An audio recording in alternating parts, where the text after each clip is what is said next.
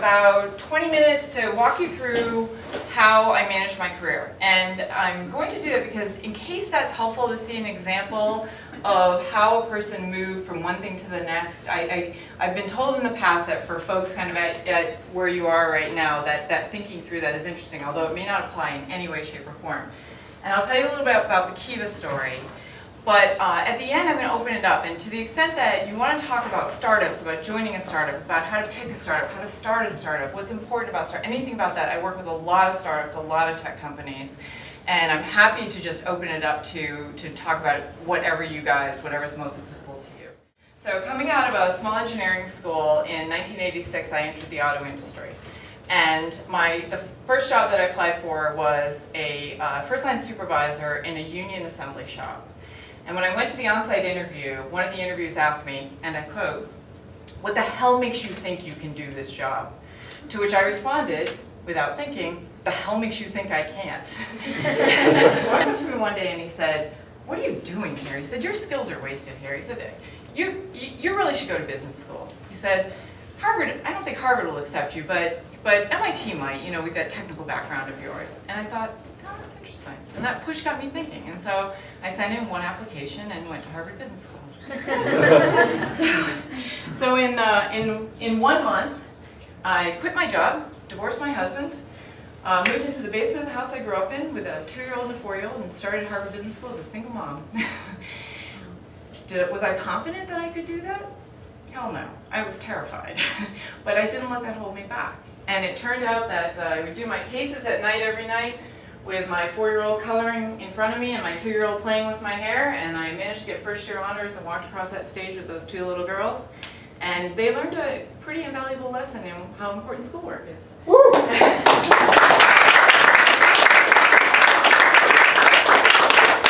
So, now when I look back on my consulting experience, one of the most important professional assets that I gained in that experience was executive presence and confidence. Because you get 2 weeks to study an industry and a company, and then you have to go sit down with the CEO and pretend you know what the hell you're talking about.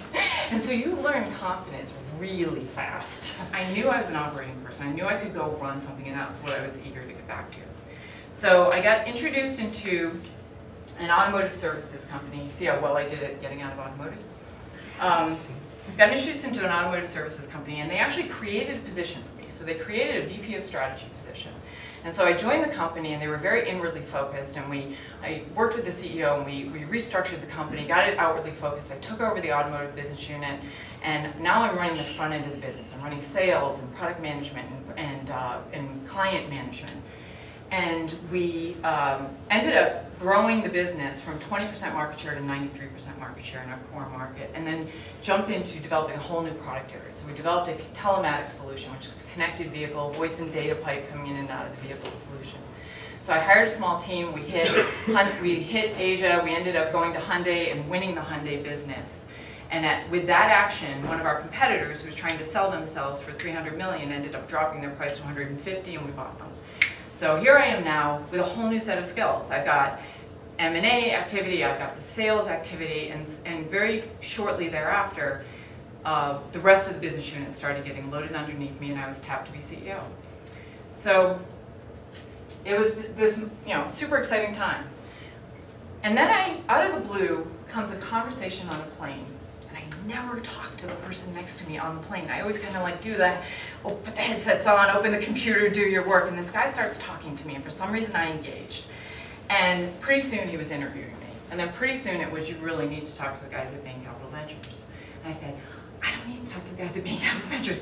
I'm about to be CEO of this company. And he said, no, please, just take the call. And I'm like, you know what? I suck at this. I suck at networking. I am heads down. I have never been good at this. This is something I have to do. So I take the meeting, and Bain has worked with founder Mick Mounts of Kiva Systems, and they have convinced him that he needs to bring on a president and COO to run the company. And they said to me, just look at the product. And I looked at the video online of Kiva, the product that you saw. The video wasn't that good at the time. But, and I looked at it and I said, oh man, I get that. That's a cool product, and I can sell that product. And so then I met Mick Mounts, and Mick is this brilliant product visionary. And what he was good at was so different from what I was good at. And I could tell that we were going to be really complementary. So here I was faced with this choice. I'm earning a boatload of cash at a company where I am going to be CEO. We are $400 million in revenue and profitable. I've been involved in doubling this company. I've laid out the entire growth strategy for this company. I'm going to be CEO of #1 of this company. Or I'm going to be #2 at a technology startup that is flatlined and is not even cash flow positive. And interesting choice. Well, you all know what I did, but I have to admit I shocked a heck of a lot of people by jumping ship. So I jumped over to Kiva, but when I looked at Kiva, everything I had done in my career up to that point, operations, growth, strategy, team development, all came together in Kiva.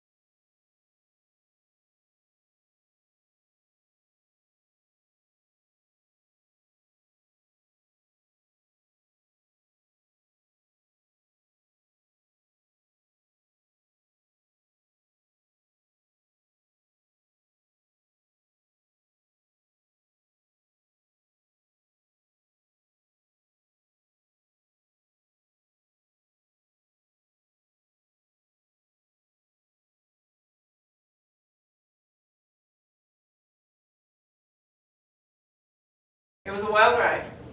In 2010, we had 133% growth, and we got it to cash flow positive. Within 2011, we passed 100 million in revenue, and it was profitable.